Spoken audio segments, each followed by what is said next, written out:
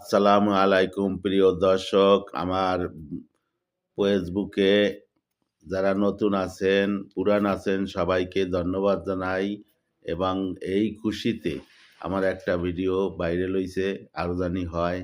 এই জন্য আজকে একটা মামুর কণ্ঠে একটা গান গাবে, আকাশ কান্দে বাতাস কান্দে। বলো। আকাশ কাঁদে বাতাস কাঁদে কাঁদে আমার মন, তোমায় ভালোবেসে কাঁদে আমার দুনয়ন। হো হো আমার দুনয়ন।